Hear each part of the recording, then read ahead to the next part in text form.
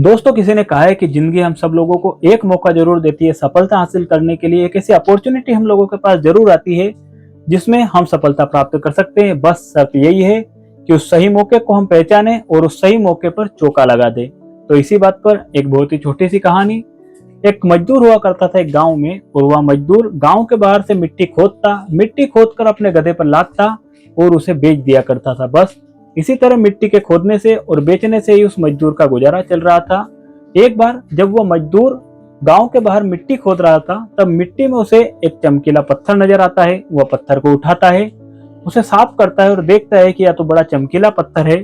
तब वह मजदूर सोचता है कि इस चमकीले पत्थर का मैं करूंगा क्या। अब वह जो मजदूर होता है उस चमकीले पत्थर को अपने गधे की गर्दन पर लटका देता है। अब एक बार की बात है, वह जो मजदूर होता है वह मिट्टी को बेचने के लिए बाजार में आता है, और तब एक सेठ जी की उस चमकीले पत्थर पर नजर पड़ती है और वह मजदूर के पास जाकर बोलते हैं कि अरे वाह भाई, तुम्हारे गधे के गले में जो चीज लटक रही है ये क्या है। तब वह मजदूर बोलता है कि सेठ जी, ये चमकीला पत्थर है, और जब मैं मिट्टी की खुदाई कर रहा था ये चमकीला पत्थर तब मुझे वहां से मिला था। वह पत्थर सेठ जी को थोड़ा पसंद आ जाता है और सेठ जी बोलते हैं कि क्यों ना इस पत्थर को तुम मुझे बेच दो, जिससे तुम्हारी कुछ आमदनी भी हो जाएगी। वह मजदूर भी सोचता है कि ठीक है, इस पत्थर का मैं करूंगा ही क्या, और वह 50 रुपए में वह पत्थर सेठ जी को बेच देता है। अब सेठ जी वह चमकीला पत्थर लेकर आते हैं और अपने दुकान के तराजू पर उस पत्थर को लटका देते हैं। अब जो भी व्यक्ति सेठ जी की दुकान में सामान खरीदने आते, वो सब उस चमकीले पत्थर को देखते और उसकी बड़ी तारीफ करते। अब एक समय की बात है, सेठ जी की दुकान पर एक व्यक्ति आता है, और वह व्यक्ति दरअसल में और कोई नहीं, वह हीरो का एक व्यापारी था। हीरो का सबसे बड़ा जोहरी था और उसे हीरो की परख करना आती थी, और वह उस पत्थर को देखते ही समझ गया कि यह बेशकीमती हीरा है। और वह सेठ जी के पास गया और सेठ जी से बोला कि अरे वाह सेठ जी, आपकी जो तराजू में ये जो चीज लटक रही है क्या है, बड़ी चमक रही है। तब सेठ जी उस व्यक्ति से बोलते कि भाई साहब, बाजार में एक मजदूर है, उसके गधे के गले में ये चीज लटक रही थी, चमकीला पत्थर उस गले में लटक रहा था, और मैंने 50 रुपए में उस मजदूर से खरीद लिया है। तब वह जो हीरो का जो जोहरी था, हीरो का व्यापारी था, वो सेठ जी से कहता है कि चलो ठीक है, आप मुझे ये कितने में देंगे, मुझे पसंद आ गया है, तो आप एक काम कीजिए, मुझे बेच दीजिए। तब सेठ जी उस व्यापारी से बोलते हैं कि ठीक है, मैंने 50 रुपए में खरीदा था, आप मुझे 100 रुपए दे दीजिए और ये जो चमकीला पत्थर ले जाइए। तब वह जोहरी था, वह सेठ जी से बोलता है कि सेठ जी, 100 रुपए तो आप बहुत ज्यादा मांग रहे हैं, आप एक काम कीजिए, 80 रुपए रख लीजिए और ये चमकीला पत्थर मुझे दे दीजिए। परंतु सेठ जी अपनी जिद पर 100 रुपए में अड़ गए, और वह जोहरी यह सोचकर वहां से चला गया कि चलो ठीक है, आज सेठ जी 80 रुपए में अड़ गए हैं, परंतु कल मैं 90 रुपए दूंगा और ये जो कीमती हीरा है ये सेठ जी से लेकर चला जाऊंगा।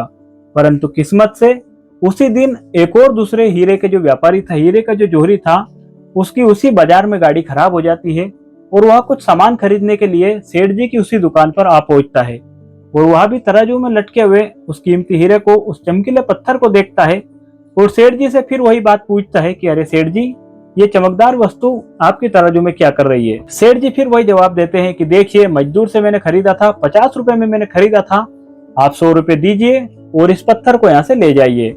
वह हीरो का व्यापारी, वह जोरी बिल्कुल भी देर नहीं करता है और अपने बैग में से 100 रुपए निकालकर सेठ जी को देता है, और वह चमकीला पत्थर लेकर वहां से तुरंत ही चला जाता है। अब अगले दिन वह पहले वाला जोहरी फिर सेठ जी की दुकान पे आया, और दुकान पे आकर उसने जब तराजू में देखा तो तराजू में वह चमकीला पत्थर उसको नजर नहीं आया। तब उसने सेठ जी से पूछा कि अरे सेठ जी, वह चमकीला पत्थर जो आपकी तराजू पर था वो कहाँ गया। तब सेठ जी ने उसे कहा कि साहब, आपके जाने के बाद में थोड़ी देर बाद एक दूसरे साहब आए थे और उन्होंने मुझे 100 रुपए दिए, और वह जो चमकीला पत्थर था मैंने उनको बेच दिया।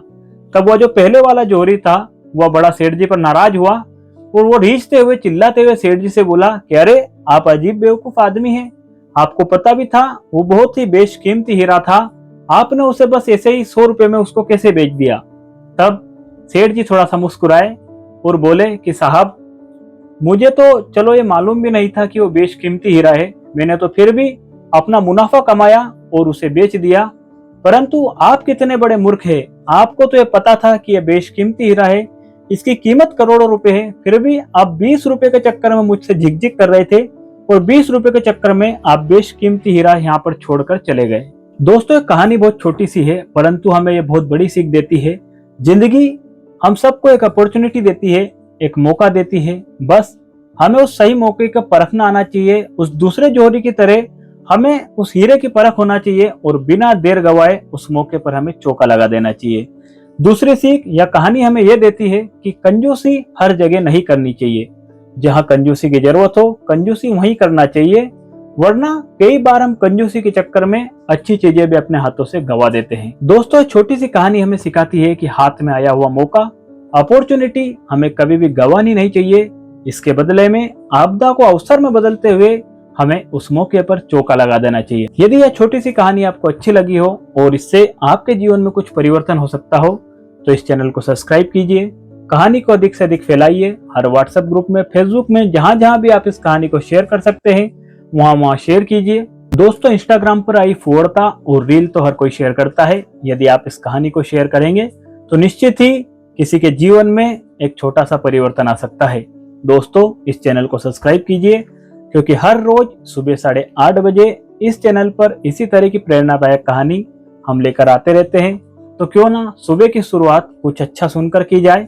इस चैनल को सब्सक्राइब कीजिए, नोटिफिकेशन ऑन कीजिए ताकि सुबह की शुरुआत कुछ अच्छा सुनने के साथ हो पाए। मिलते हैं कल सुबह 8:30 बजे एक और नई कहानी के साथ। तब तक के लिए जय श्री कृष्णा।